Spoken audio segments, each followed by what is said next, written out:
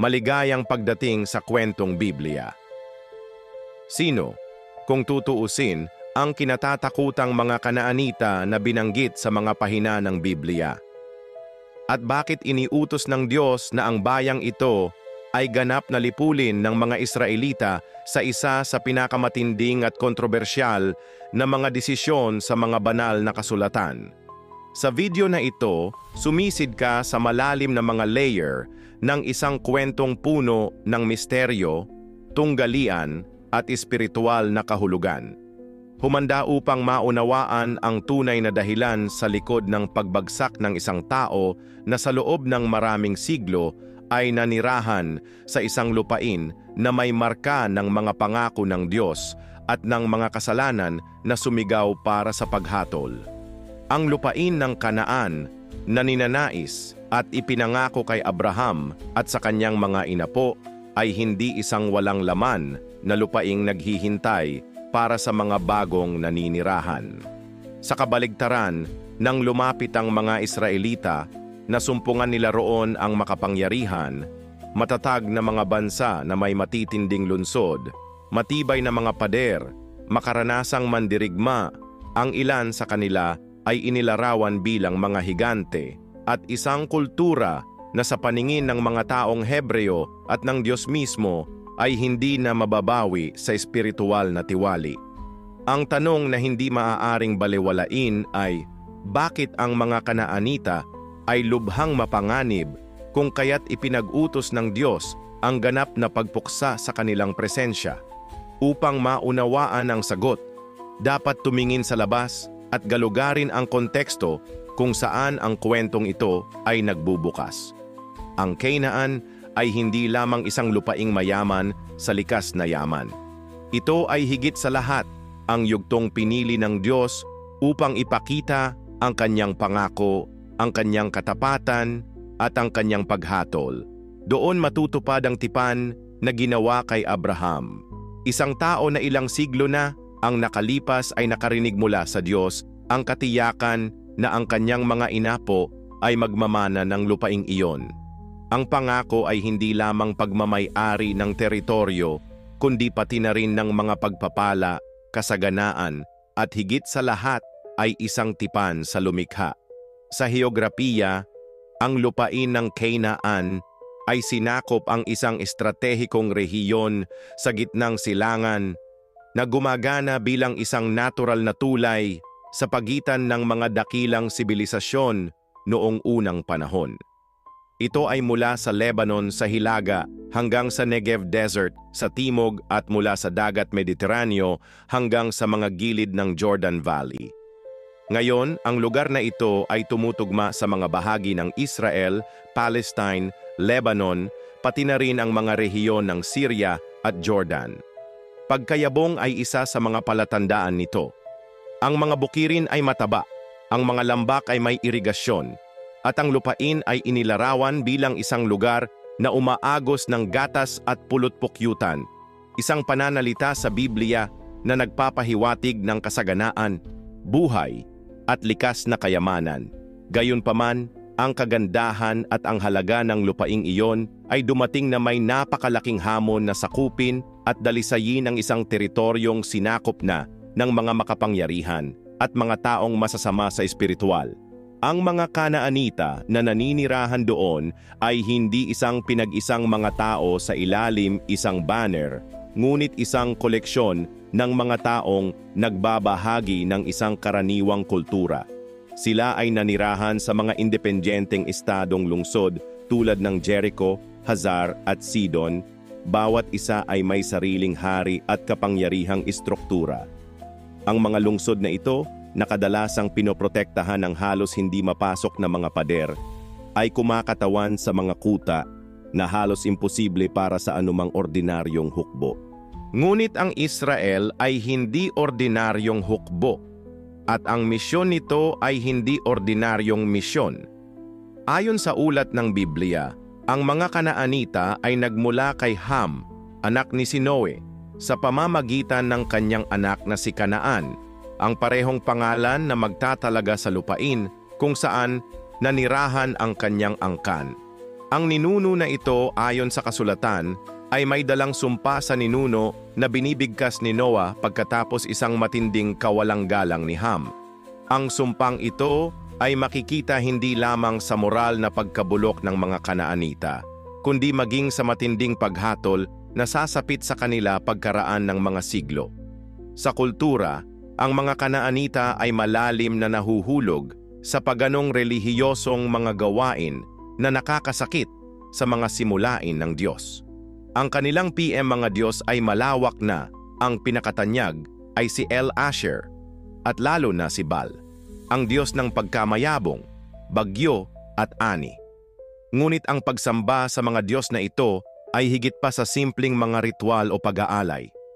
Kasangkot dito ang kulto na prostitusyon, isang uri ng pagsamba na kinabibilangan ng mga gawaing sexual sa mga templo para pasayahin ang mga Diyos, laganap na sexual na imoralidad, at ang pinaka-nakakabigla, bata ang sakripisyo.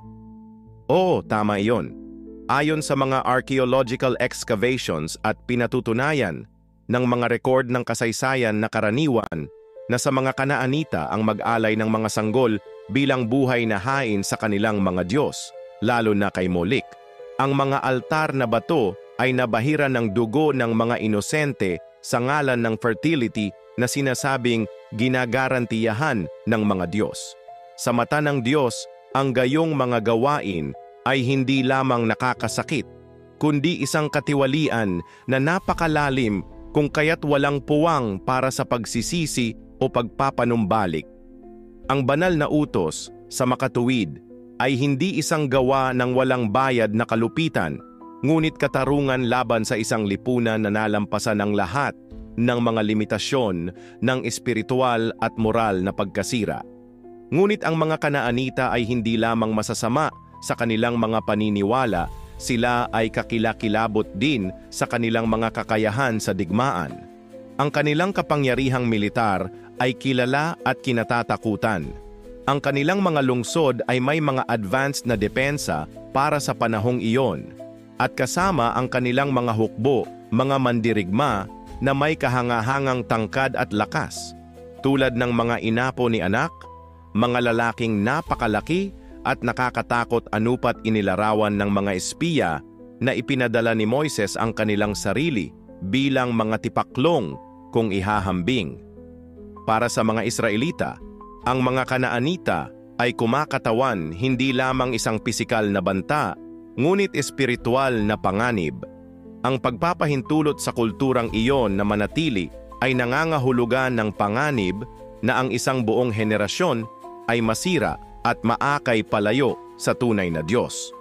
Ang pananakop sa Canaan, kung gayon, ay hindi lamang tungkol sa mga tagumpay ng militar o sa simpleng pananakop sa isang bagong teritoryo. Sa katunayan, ito ay isang espiritual na paghaharap ng malalim na sukat. Ang kabanalan ng Diyos ng Israel na tuwiran at walang humpay na humaharap sa malalim na ugat ng katiwalian ng isang bayang lubusang sumuko sa idolatriya at kabuktutan. Ang relihiyon ng mga Kanaanita ay hindi ibang sistema lang ng paniniwala. Ito ay isang direktang pagmuni-muni ng isang baluktot na moral at espiritual na nagwawasak na pananaw sa mundo. Sa gitna nito ay may mga Diyos na humubog, hindi lamang sa mga ritual ng relihiyon, kundi sa mismong paraan ng pamumuhay ng populasyon. Itinuturing na kataas-taas ang Diyos ay madalas na inilalarawan na may mga katangian ng kalupitan, paglalasing at pagnanasa sa mga tekstong ugaritik. Ang kanyang asawang si Asher o Aarte ay ang diyosa ng pagkamayabong na nauugnay sa pagiging ina at kalikasan, ngunit gayon din sa kahalayan at sagradong prostitusyon. Ang pagkakaroon ng mga figura na ito sa mga gawaing pangrelihiyon ay hindi lamang nakaimpluwensya sa pag-uugali, kundi mga makatwirang aksyon na ngayon ay maituturing na ganap na immoral, kahit na sa mga pinakaliberal na pamantayan ng modernong lipunan. Gayunpaman, ang pinakatanyag na iginagalang at kinatatakutan na Diyos sa mga Kanaanita ay si Baal. Kilala bilang ang Panginoon ng mga bagyo ulan at ang pagkamayabong ng lupain, si Baal ay nagkaroon ng isang sentral na lugar sa pamumuhay ng agrikultura ng mga Canaanite. Dahil ang kanilang ekonomiya ay pang-agrikultura, ang kanilang pag-asa sa pag-ulan ay naging dahilan ng kanilang lubos na pagpapasakop sa pagsamba sa Diyos na ito.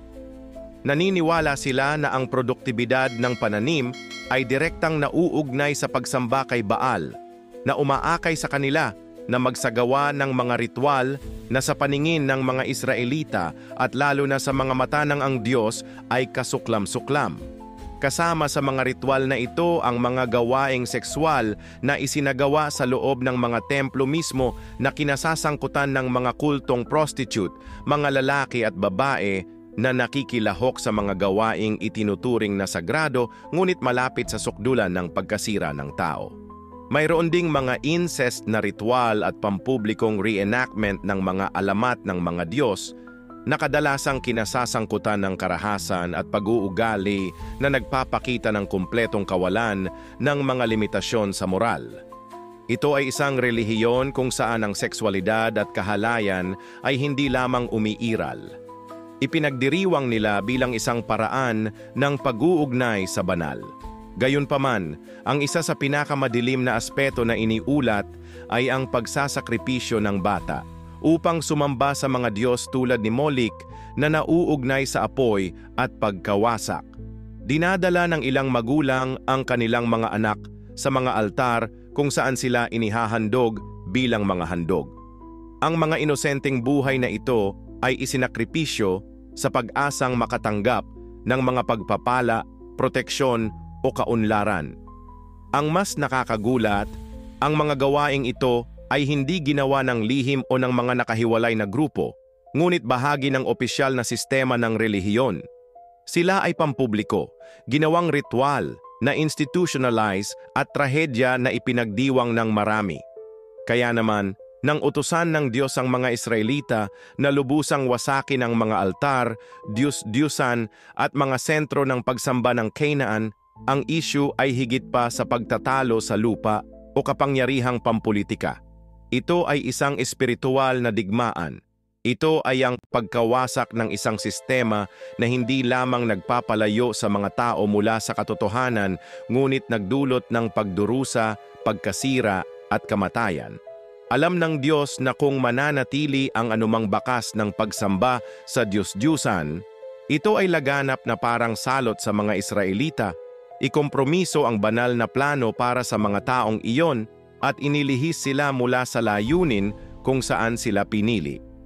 Ang banal na utos na puksain ang mga Kanaanita kahit na tila sa unang tingin ay dapat na maunawaan sa loob ng espiritual, moral at kasaysayan. Ito ay hindi isang walang pag-iisip o malupit na aksyon.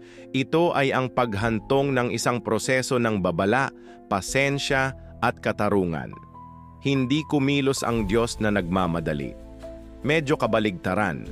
Sa Genesis 15, seksyon 16, sinabi mismo ng Diyos kay Abraham na ang kanyang mga inapo ay magmamay-ari lamang ng lupain sa ika-4 na henerasyon, sapagkat ang kasamaan ng mga Amoreo ay hindi paganap. Ito ay nagpapakita ng isang bagay na malalim. Ang paghatol ng Diyos ay hindi darating ng walang babala, hindi kailanman walang pagkakataon para sa pagsisisi.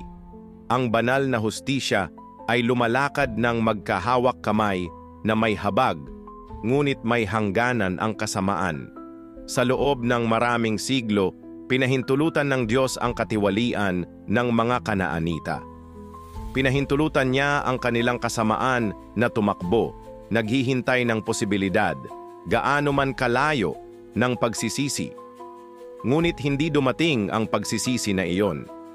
Sa kabaligtaran, ang mga tao ay lalo pang nahuhulog sa mga gawi na direktang humahamak sa lumikha. Ang pagkawasak na sumunod sa makatuwid ay isang pagkilos ng hustisya laban sa isang tao na lubos na nababatid ang kanilang kabuktutan ay tumangging magbago. Ito rin ay isang panukalang proteksyon. Kung ang mga Israelita ay naimpluwensyahan ng kulturang iyon, ang buong plano ng pagtubos na itinatag ng Diyos sa pamamagitan nila ay nanganganib. Kaya, ang digmaan laban sa mga Kanaanita ay hindi lamang isang labanan sa teritoryo. Ito ay isang paghaharap sa pagitan ng liwanag at kadiliman, kabanalan at kasamaan, ang tunay na Diyos at ang mga huwad na Diyos na umaalipin at sumisira ng mga buhay. Ang presensya ng ang mga Israelita sa Canaan ay hindi lamang isang heograpikal na relokasyon. Ito ay ang pagtatatag ng banal na hustisya sa isang lupaing sumisigaw para sa pagtubos. Ang pag-aalala ng Diyos ay hindi lamang sa mga sandata ng mga Kanaanita o sa lakas ng kanilang mga pader. Ang tunay na banta ay nasa malalim na tiwaling kultura na naninirahan sa lupain. Kung ang mga Israelita na bagong laya mula sa pagkaalipin sa Ehipto ay hahayaan ang kanilang sarili na maimpluwensyahan ng mga gawaing iyon, malapit na nilang iwan ang pananampalataya sa iisang tunay na Diyos. At sa kasamaang palad, iyon mismo ang nangyari sa mga susunod na henerasyon. Nang piliin ng Israel na suwayin ang utos ng Diyos at pinahintulutan ang mga labi ng mga Kanaanita na manatili sa lupain, ang espiritual na mga kahihinatnan ay nakapipinsala. Ang pagsamba sa Diyos-Diyusan ay pumasok sa puso ng mga tao na sinira ang kanilang pananampalataya, moralidad at pangako sa tipan. Sa makatuwid, ang banal na kaayusan ng ganap na pagkawasak ay hindi nagmula sa pagkapuot, hindi pagpaparaya o pagnanais ng dominasyon gaya ng maaaring isipin ng ilan. Nagmula ito sa matinding sigasig para sa kabanalan, katarungan at pangangalaga ng mas malaking plano. Ang plano ng pagtubos na dadaloy sa mga taong ito. Ang Diyos ay hindi lamang nagbibigay ng lupain sa Israel. Siya ay bumubuo ng isang banal na itinalagang bansa. Isang taong tinawag na maging isang liwanag sa mga bansa. Isang espiritual at moral na sanggunian sa isang mundong nahulog sa kadiliman. Upang makamit ito ay kinakailangan upang alisin ang lahat na kumakatawan sa isang direktang banta sa katapatan ng mga tao sa Diyos. Ang misyon na sakupin ng lupang pangako ay walang alinlangan na isa sa pinakamahirap at pagtukoy ng mga sandali sa kasaysayan ng Israel. Pagkatapos ng mga siglo ng pagkaalipin sa Ehipto, ang mga Hebreo ay pinalaya sa pamamagitan ng makapangyarihang mga himala at pinamunuan ni Moises sa pamamagitan ng disyerto. Ang dapat sana ay isang maikling paglalakbay ay naging mahaba, mahirap na daanan na puno ng mga pagsubok, reklamo, pagwawasto, at higit sa lahat, espiritual na mga aralin. Hindi lamang sila pinatnubayan ng Diyos sa pamamagitan ng ulap sa araw at isang haliging apoy sa gabi, ngunit pinakain din sila ng mana at tubig sa disyerto habang hinuhubog ang isang tao na hindi pa alam kung ano ang ibig sabihin ng mabuhay bilang isang malayang bansang tapat sa isang banal na Diyos. Habang papalapit sila sa hangganan ng lupang pangako, sa hangganan ng pangakong ginawa kay Abraham, nagbigay ang Diyos ng isang estratehikong utos. Magpadala ng mga espiya upang tuklasin ang Canaan. 12 lalaki na kumakatawan sa bawat tribo ng Israel ay inatasang obserbahan ang mga naninirahan, ang lupa, ang mga lungsod, ang mga mapagkukunan, lahat ng bagay na maaaring maghanda ang Israel para sa pananakop. Isa itong reconnaissance mission, ngunit pagkakataon din na palakasin ang pananampalataya ng mga tao. Gayunpaman, ang ulat na bumalik sa kampo ay nagdulot ng emosyonal na lindol. 10 sa 12 espiya ay bumalik na pinangungunahan ng takot. Inilarawan nila ang mga lungsod na napapalibutan ng malalaking pader, malalakas na hukbo, at higit sa lahat, mga lalaking may napakalaking tangkad, ang kinatatakutang mga inapo ni Anakim. Ang larawang kanilang ipininta ay isa sa ganap na kawalan ng pag-asa. Para kaming mga tipaklong sa aming mga mata, sabi nila. Ang metapora ay hindi lamang tungkol sa pisikal na sukat. Sinasalamin nito ang kawalang halaga na ramdaman nila sa harap ng kaaway. Ang nakakatakot na pangitain na ito ay mabilis na kumalat sa mga tao, na nagdulot ng gulat, pagdududa at pagbubulong-bulungan. Ang pananampalataya na nagpapanatili sa kanila hanggang noon ay nagbigay daan sa paralisadong takot. Dalawang lalaki lamang, sina Joshua at Caleb, ang nagpapanatili ng kanilang tiwala sa Diyos. Nakita nila ang parehong mga higante, ang parehong mga pader, at ang parehong hukbo, ngunit binigyang kahulugan ang mga ito sa pamamagitan ng isang lente ng pananampalataya. Alam nila na kung ipinangako ng Diyos ang lupain, walang kuta ng tao ang makahahadlang sa katuparan ng pangakong iyon. May katapangan at pananalig, ipinahayag nila sa mga tao. Kung nalulugod sa atin ang Panginoon, ibibigay niya sa atin ang lupaing ito. Huwag kang matakot sa kanila. Ngunit ang kanilang mga tinig ay nalunod sa sama-samang hiyaw ng takot.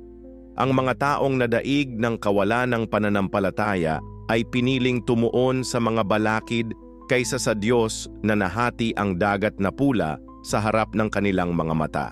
Matindi ang kinahinatnan ng paghihimagsik na ito. Ang henerasyong iyon na minarkahan ng pagdududa at pagsuway ay hinatulan sa gumalagala sa disyerto sa loob ng 40 taon. Isang taon para sa bawat araw na ginugol ng mga espiya pagmamanman sa lupain. Sa loob ng 4 na dekada, gumala ang Israel hanggang sa lahat ng matatanda nang ang henerasyong iyon maliban kina Joshua at Caleb ay namatay. Tanging ang kanilang mga anak, ang mga lumaki ng walang marka ng Ehipto at may panibagong pag-iisip ng pananampalataya ang papasok sa lupang pangako. Ang mahabang paghihintay na ito ay parehong parusa at paghahanda. Hindi lamang nilayon ng Diyos na sakupin ang lupain na may malakas na mga tao, ngunit upang bumuo ng espiritual na pagkahubog na bansang may kakayahang namumuhay sa pakikipagtipan sa Kanya. Ang episode na ito ay nagpapakita na ang pananakop sa Canaan ay hindi lamang isang kampanyang militar. Higit sa lahat, ito ay isang espiritual na pagsubok. Ang Diyos ay nagtuturo sa Kanyang mga tao na magtiwala kahit na sa harap ng mga hamon na tila imposible sa pagsasalita ng tao. Ito ay hindi tungkol lamang sa pagtalo sa mga hukbo ng kalaban, ngunit tungkol sa pagtagumpayan ng takot, kawalan ng pananampalataya at tuksong umatras. Ang tunay na labanan ay panloob, ang pakikibaka para sa pananampalataya, pagsunod at kabanalan. Ang pananakop sa lupang pangako ay nangangailangan ng higit pa sa malupit na puwersa. Nangangailangan ito ng matatag na pananampalataya, hindi natitinag na katapangan at ganap na pagsunod. 3 katangian na sa puntong iyon ng paglalakbay ay hinuhubog pa rin sa puso ng mga tao ng Israel. Dahil dito, ang pagpasok sa Canaan ay kailangang ipagpaliban. Sa kanyang karunungan, ipinakita ng Diyos na ang kanyang pangako ay hindi lamang tungkol sa pag-abot sa isang destinasyon, kundi tungkol sa paghahanda.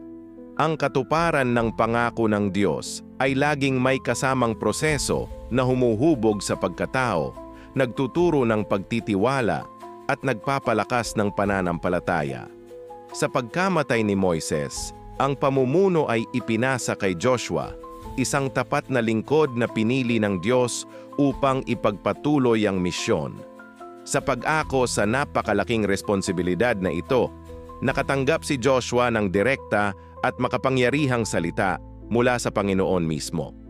Magpakalakas ka at magpakatapang dahil ikaw ang mangunguna sa bayang ito upang manahin ang lupain na aking isinumpa sa kanilang mga ninuno. Sa banal na deklarasyon na ito, nagsimula ang isa sa mga pinakakapansin-pansin at hindi pangkaraniwang mga kampanya sa buong biblikal na salaysay. Isang paglalakbay, hindi lamang militar kundi puno rin ng supernatural mga intervention at malalim na espiritual na mga aralin. Ang unang malaking hamon ay tumatawid sa ilog Jordan nang eksakto sa oras na ang tubig nito ay nasa kanilang pinakamataas dahil sa baha. Sa pamantayan ng tao, imposible ang pagtawid. Ngunit ang parehong Diyos na naghiwalay sa dagat na pula ilang dekada na ang nakalilipas ay muling nagsagawa ng himala. Ang tubig ng Jordan ay tumigil na bumubuo ng isang di nakikitang pader at ang mga tao ay tumawid sa tuyong lupa na nasaksihan muli ang banal na kapangyarihan na gumagawa ng isang paraan kung saan walang landas na umiiral. Di nagtagal ay dumating ang isa sa mga pinakaalamat na yugto ng pananakop, ang labanan sa Jericho. Ang lungsod ay sumasagisag sa Canaanite na kapangyarihan, makapal na pader, hindi malalampasan na mga depensa, isang matatag na istrukturang militar. Ngunit ang Diyos ay hindi nag-utos ng pagkubkob, mga tirador o mga pambubugbog. Sa halip, ang utos niya ng katahimikan, pagmamartsa at sigaw. Sa loob ng 6 na araw, tahimik na umikot ang mga Israelita sa lungsod. Sa ika-7 araw, pagkatapos ng ika-7, ang mga tao ay sumigaw ng malakas at ang mga pader ng Jericho ay bumagsak, hindi dahil sa mga pagsabog, ngunit dahil sa pagsunod at direktang interbensyon ng Diyos. Ito ay isang malinaw na tanda sa lahat ng mga bansa ng Canaan, ang Panginoon ng mga hukbo ay kasama ng Israel. Nagpatuloy ang pananakop. Pinamunuan ni Joshua ang mga tao na may karunungan at pagpapasakop sa Diyos ay sumulong sa mga lungsod tulad ko, Gibeon, Azor at marami pang iba.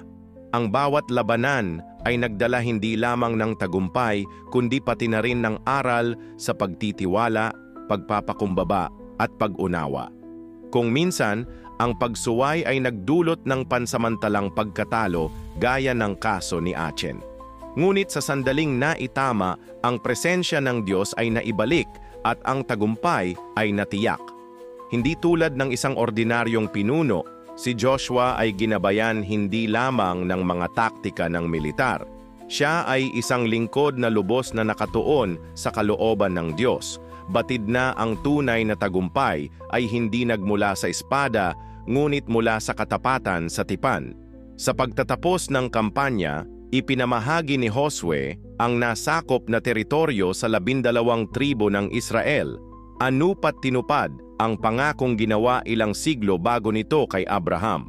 Ang sandaling iyon ay minarkahan hindi lamang ang pagtatapos ng isang paglalakbay, kundi ang simula ng isang bagong panahon para sa bayan ng Diyos. Ito ay ang katuparan ng isang pangako na sumasaklaw sa mga henerasyon at gayon din ang pagbubukas ng isang bagong hamon. Nananatiling tapat sa lupaing minana nila. Ang pamumuno ni Joshua ay nagpapakita sa atin na ang tunay na lakas ay hindi nakasalalay sa bilang o sandata, kundi sa pagsunod sa buhay na Diyos. Ang kwento ng pananakop ng Canaan ay higit pa sa mga makasaysayang talaan ng mga labanan at paghahati-hati ng teritoryo. Ito ay higit sa lahat isang espiritual na larawan kung paano gumagana ang Diyos ang buhay ng mga nagtitiwala sa Kanya. Ang Canaan para sa atin ngayon ay kumakatawan sa higit pa sa isang pisikal na lugar. Sinasagisag nito ang buo at matagumpay na buhay na nais ng Diyos na maranasan ng bawat isa sa Kanyang mga anak. Isang buhay ng pakikipag-isa, layunin, kalayaan at espiritual na kapahingahan. Kung paanong ang Israel ay humarap sa makapangyarihang mga kaaway, tayo rin ay nakikipaglaban araw-araw na laban sa kasalanan, sa ating mga kahinaan at sa makamundong sistema na naglalayong ilayo tayo sa katotohanan. At ang tawag na ibinigay ng Diyos kay Joshua ay umaalingaw-ngaw pa rin sa ating mga puso ngayon. Maging malakas at matapang. Ito ay isang paanyaya na magtiwala sa Diyos kahit na tila imposible ang lahat.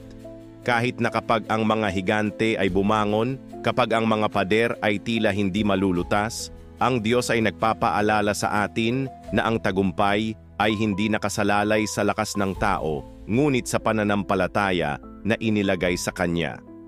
Ang pagkawasak sa mga Diyos-Diyosan ng Canaan ay isang patuloy na paalala ng pagkaapurahan na alisin sa ating buhay ang anumang bagay na tumatayo bilang hadlang sa pagitan natin at ng Diyos.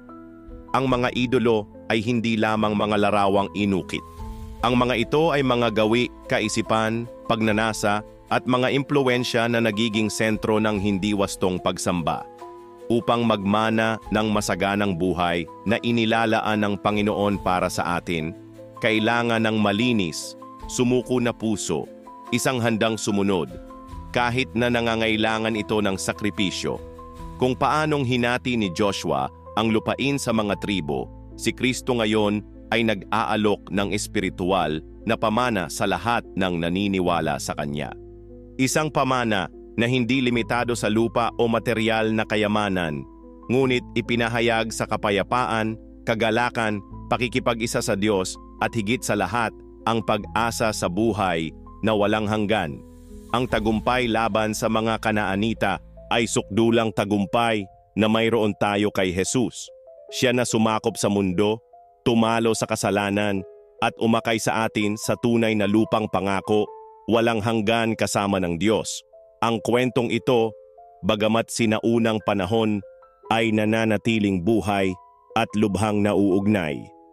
Ito nagbibigay inspirasyon sa atin na mamuhay ng may tapang, tiyaga at lubos na pag-asa sa Panginoon. Nagtitiwala na siya nga na tumitiyak sa ating tagumpay kahit sa pinakamadilim na araw. Ang pagsakop sa Kainaan ay naghahayag ng katangian ng Diyos, ang kanyang katarungan, ang kanyang kabanalan, at ang kanyang hindi natitinag na katapatan. Ipinakikita nito sa atin na kahit na tila malubha ang paghatol, ito ay nagmumula sa isang masigasig na pag-ibig para sa isang taong itinalaga upang mamuhay sa katotohanan at pagsunod. Ngayon, ang mga kaaway na kinakaharap natin ay maaaring hindi mga armadong hukbo, ngunit pareho silang mapanganib.